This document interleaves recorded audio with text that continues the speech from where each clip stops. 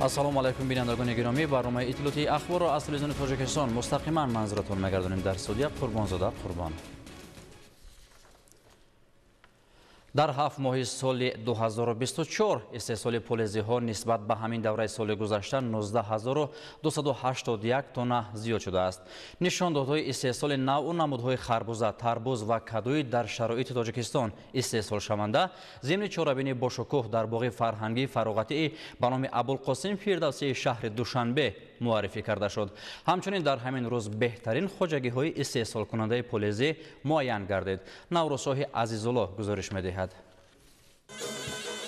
25 август дар боғи фарҳангӣ фароғатӣ ба номи Абулқосим Фирдавсии шаҳри Душанбе намоиши навъу намунаҳои тарбуз, харбуза ва каду баргузор гардид. пешниҳоди дастранҷи кишоварзон дар шакли манора ва тасвирҳои гуногун фаровонии ҳосили полезиро дар соли 2024 бозгӯ карда меҳнатро ҳамчун пешаи пуршараф таҷассум менамуд. кишоварзон аз вилоятҳои Суғду Хатлон, шаҳру ноҳияҳои тобеи ҷумҳурӣ ва пойтахти мамлакат навъҳои тарбуз, харбуза ва кадуи парваришёбандаро дар шароити Тоҷикистон муаррифӣ карданд. ҳунармандон аз полезӣ намудҳои зиёди хӯриш ва таомро пешниҳод намуданд. бо шарофати истиқлоли давлатӣ ва оромии сартосарӣ сокинони мамлакат ҳамчун идомадиҳандагони фаъолияти ниёгон дар самти истеҳсоли неъматҳои моддӣ бо фараҳу хушҳолӣ дар чунин чорабиниҳо иштирок мекунанд.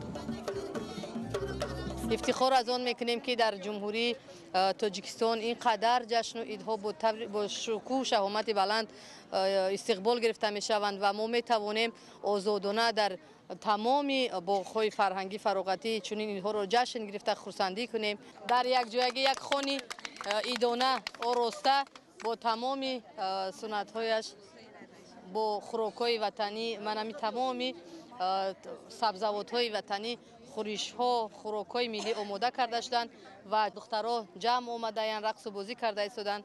امروز عید است، خرسندی است. ما جوانان در حقیقت خیلی خوشحالی و خوشبخت هستیم که در این دوران صاحب استقلال عمر به سر میبریم. همه با لباس‌های ملی در این چاره‌بینی پر از شکوه و شهامت اشتراک دارند و ما جوانان خیلی خرسند و سرفراز هستیم. در همه شکل‌های خوجگیداری جمهوری امسال در میدان 23632 گکتار پولزی کشت گردیده است که از این 18615 گکتار تربوز و 5019 گکتار خربوزه می باشد. به حالت 1 آگوست امسال در همه شکل‌های خوجگیداری جمهوری 565310 تن محصولات پولزی جمع‌آوری گردیده است که نسبت به همین دوره سال 2023 19281 تن زیاد می باشد. این نمونه محصولات گوناگون پولزی است که ضمن چورابینی در شهر دوشنبه معرفی کرده شد. در مجموع پرورش 250 نوع و نمونه‌های خربوزه به قید گرفته شده است. از جهت طعم، از جهت مزه، از جهت شکل از همه بهترین خربوزه و تربوز در ما استحصال می شود، چون که همین شرایط آب و هوا اقلیمی که مثال اگر بگیریم من همین قسم جنوبی جمهوری را برای پرورش خود همین زراعت های پولزی بهترین اقلیم باشد. طبق معلومات های تاریخی من از عصرهای 11 تا عصرهای 15 ببینید که از تاجیکستان به دیگر دولت های شرق نزدیک شرق دور از همینجا در غلافک های مخصوصا میسین در شترها بار کرده خربوزه می بردند. این از اون دلالت میکند که مزه و طعم خربوزه های ما بهتر از اونایی که در اونجا استحصال میکردند و پرورش میکردند. از جهت اقتصادی هم ثمره به نهایت بلند دارد و زراعتی است که بین قطارش کلان شونده است. برای همین برای نیست کردن خودی همین علف‌های بیگانه، برای نیست کردن کسلی و حشرات‌هایی که در پیشین کشت موجود بودند در دوره که مثلا ما کشتگردان اگر درست به راه مانیم میتواند که نیست کنه. سالهای استقلال دولتی در دایره تطبیق سیاست پرزیدنت جمهوری تاجیکستان پیشوای ملت محترم امامعلی رحمان عملی شوی برنامه‌های ساحوی و تلقین معرفت نمونوی زمینداری با افزایش استحصال مواد غذایی از جمله پولزی مساعدت نمود. تجربه نشان داده است که اقلیم تاجیکستان برای پرورش پولزی و استحصال تربوز و خربوزه و کدو موافق می باشد. با نظرداشت همین امروز نمایندگان علم و استحصالات هدف گذاشتند که با تحکیم رابطه توسط استفاده پوره امکانیت‌ها افزایش استحصال پولزی را تامین کنند. در امروز بخشیده به عید خربوزه، تربوز و کدو که در باغ فردوسی شهر دوشنبه برگزار گردیده است. شهر نویای ولایت سوخ اشتراک نموده شدند که در امروزه در 12 نمودی خربوزه پیشنهاد کرده شده است که امسال در میدان 5541 هکتار کشتی پالیزی گذرانده شده.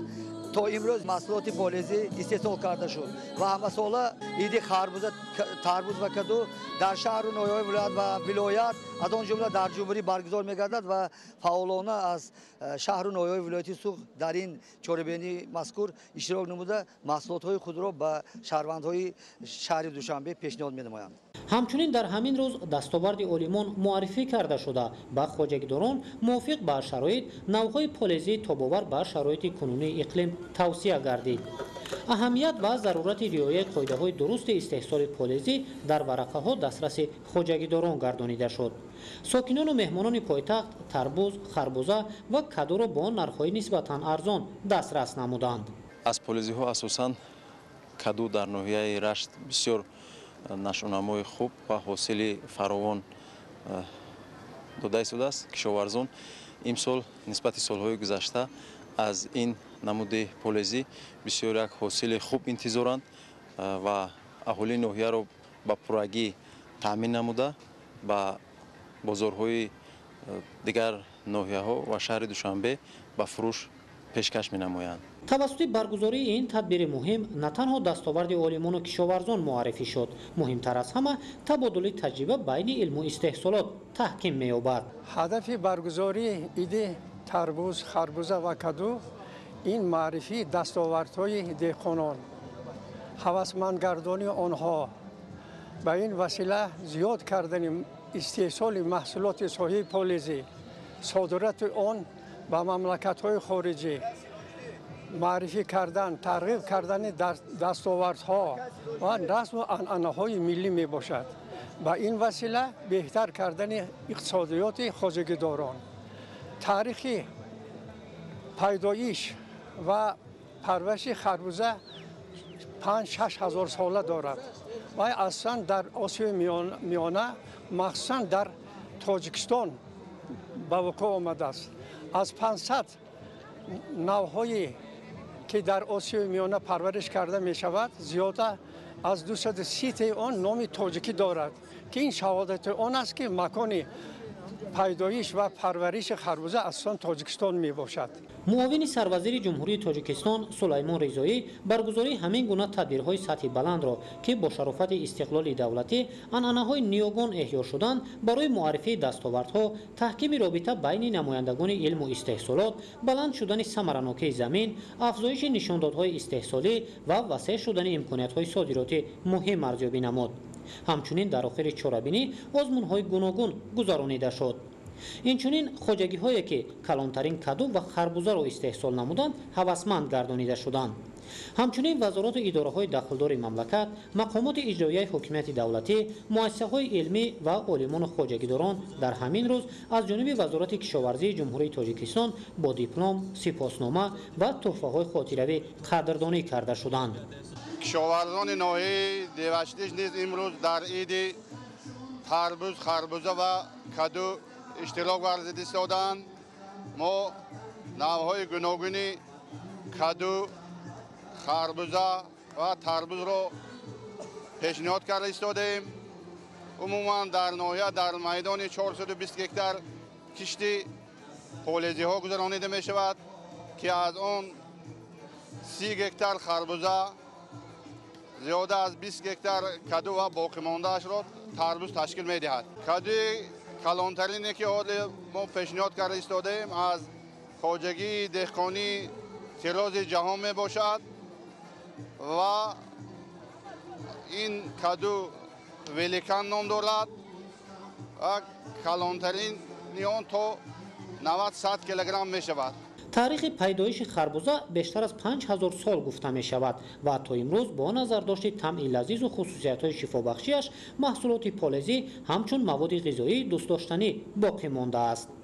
дар ин рӯз дар баробари муаррифии дастовардҳои кишоварзон сокинони мамлакат бо пешниҳоди дастовардҳои замони соҳибистиқлолӣ фараҳу хушҳолӣ намуда аз пешрафти рӯзафзуни ватан ва оромии сартосарӣ шукргузорӣ мекарданд.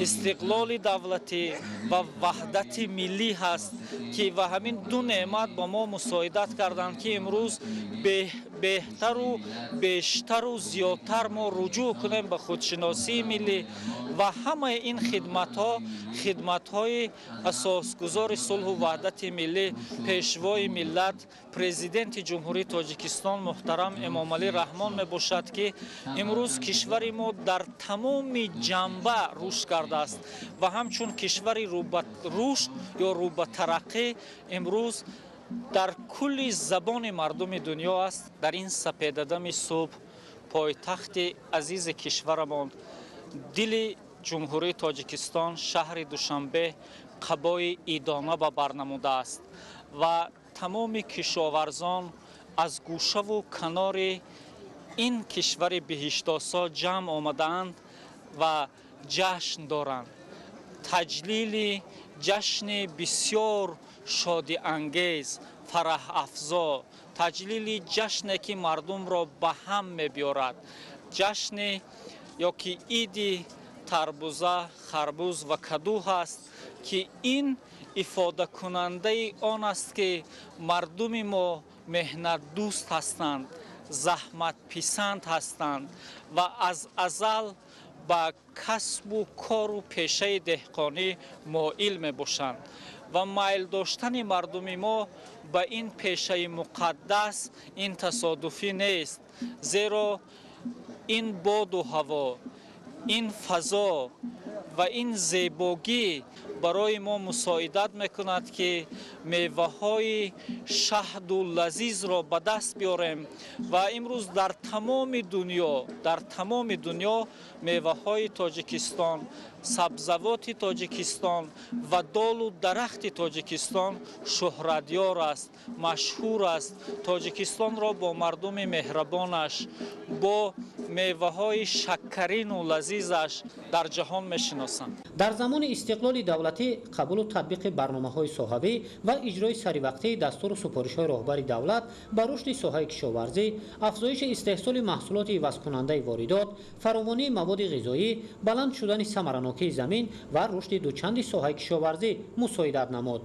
نتیجه تدبیرهای اندیشیده حکومت مملکت تامین استفاده ثمرناک زمین و فراوانی یکی از 4 هدف استراتژی امنیت آذوقه‌واری را تامین می‌کند. سال ششم است که آزمون جمهوری فروغ صبح دانای کتاب است با تشبث و سرپرستی پرزیدنت جمهوری تاجیکستان پیشوای ملت محترم امامعلی رحمان جهت بلند برداشتن ذوق کتابخوانی، تقویت نیروی ذهنی، دریافت چهره‌های نوی سخنور و سخندان، ارج گذاشتن به ارزش‌های ملی و فرهنگی، انکشاف قابلیت ایجادی، تحکیم احساس خودآگاهی و خودشناسی، تکمیل ذخیره لغوی و تقویت جهان معنوی میان اهالی کشور برگزار می‌گردد. آزمون جمهوری فروغ صبح دانای کتاب است با جشن ملی تنتنه دانش و معرفت تبدیل یافته تمام قشرهای جامعه را از سرتاسر مملکت به هم آورده بهر متحدی و سرجمعی خلق مساعدت کرده ایستاده است. گزارش در این خصوص. به خاطر گرامی داشت ارزش‌های ملی و دولتی، استقبال سزاوار از جشن استقلال دولتی جمهوری تاجیکستان چند سال باز چاره‌بینی‌های مهم با مقصد بیداری ملی، حسی بلند افتخار از گذشته، تقویت خودآگاهی و خویشتن‌شناسی در کشورمان دایر می‌گردند. آزمون جمهوری فروغ صبح دانای کتاب است از چاره‌بینی‌هایی است که 6 سال باز با تشبث اساسگذار صلح و وحدت ملی، پیشوای ملت، پرزیدنت جمهوری تاجیکستان محترم امامعلی رحمان در کشور صاحب استقلالمان برگزار کرده می‌شود. این سال نیز ساکنان آگاه و خویشتن‌شناس جامعه با آمادگی خیلی خوب در این آزمون سطح بلند شرکت دارند.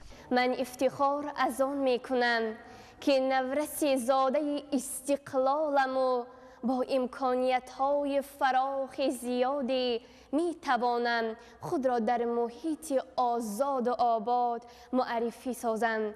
فروغ صبح دانایی محض چنین اقدام بزرگی است که ما را برای خواندن آثار پرغناوت ادیبانمان به درک ماهیت اصلی خودشناسی هدایت می نماید. من سال اول است که در این آزمون اشتراک میکنم. امیدوارم که موقع ارزنده را اشغال نمایم. برای نورسانی که در این آزمون اشتراک میکنند خوشبختی بهتر از همنشینی با کتاب نیست. آنها درک کردند که یگانه دوست و همنشینی که همیشه همراز و همفکرشان هست کتاب محسوب می‌یابد. محض توسط برگزاری این آزمون آنها به دنیای دیگری از روشنی و گرمی و محبت و همدلی وارد گردیدند. کتاب از نگاه من چنانه که در بین مردم این جمله مشهور است، دوستی بهترین ماست. و کتاب نه تنها دوست است، کتاب توصیه‌گر انسان نیز میباشد. هر اون چیزی رو که ما نمیفهمیم میتوانیم از کتاب دریافت کنیم و خصوصا وقتی که کتاب‌های کلاسیکی رو من میخوانم، در این کتاب‌ها موضوع‌های گوناگون است و دنیای من رنگین میشود گویا با خواندن کتاب‌های گوناگون ادبیات کلاسیک و جهانبینی هم نیز بسیار وسیع میشود و به تمام همسین و سالانم خواندن کتاب‌های گوناگون رو توصیه میدهم. شماره نفرانی که میخواهند در چنین آزمون‌ها شرکت کنند سال از سال می‌افزاید. نفرانی که سال گذشته در آزمون جمهوریوی فروغ صبح دانایی کتاب است شرکت کرده غالبیت را به دست نآوردند، این سال با مسئولیت بیشتری در این آزمون شرکت میکنند. آزمون فروغ صبح دانایی کتاب است. آزمون است که با اشتراک کردن در آن مهم برد و باخت نیست. مهم آن است که ما میتوانیم دانش خود را صحیح دهیم، میتوانیم که جهانبینی خود را وسیع سازیم و من در این آزمون اساساً از روی نامینات آثار ادیبان کلاسیک اشتراک میکنم و رو آوردن به آثار ادیبان کلاسیک به من یک روح تازه بخشید که من توانستم لغتدانی خود را زیادتر گردانم، جهانبینی خود را وسیع کنم و میخواهم که در دورهای نهایی این آزمونی سزاوار جایهای نمایان گردم. نورسان و جوانانی که در آزمون سطح بلندی جمهوریوی فروغ صبح دانایی کتاب است چند سال باز شرکت کردند، از نفرانی هستند که راه علم و معرفت و صداقت و سرفرازی را پیشه کردند و کوشش فتح قله‌های از این هم بلندتر را دارند. آنها نفرانی هستند که از این گنجینه بزرگ نیاگان کتاب چون راهنما و راهگشا برای زندگیشان استفاده میبرند. من سال چهارم است که در آزمون فروغ صبح دانایی اشتراک می‌ورزم و الکی برای من یگام هیجان مرا فرا گرفته نمیتواند. دیگر مثل استادان خودم میبرم و سوال جواب میکنیم. این آزمون یگانه سببگاری هست که مردم رو به کتاب و کتابخوانی میبرند و دانش خود را تکمیل و تقویت میدهند. ذخیره لغوی زیاد میشد، فکرانی عمیق میشد. من از جوابهای داده خودم قانع هستم. باوری دارم که سزاوار جای میشوم. فروغ صبح دانایی کتاب است از تشبس‌های معرفت پرورانه پیشوای معظم ملت در سمت بیداری ملی بلند برداشتن حس افتخار و تندرستی جامعه ما میباشد. این اقدام باعث آن میگردد که نسل آینده ساز در روحیه علم دوستی، دانش اندوزی و افتخار از گذشته و امروز درخشان تربیت یابد و سهم خود را در رشد کشور صاحب استقلالمان گذارد. برنامه اخبار به انجام میرسد. موفق خانواد بمانید.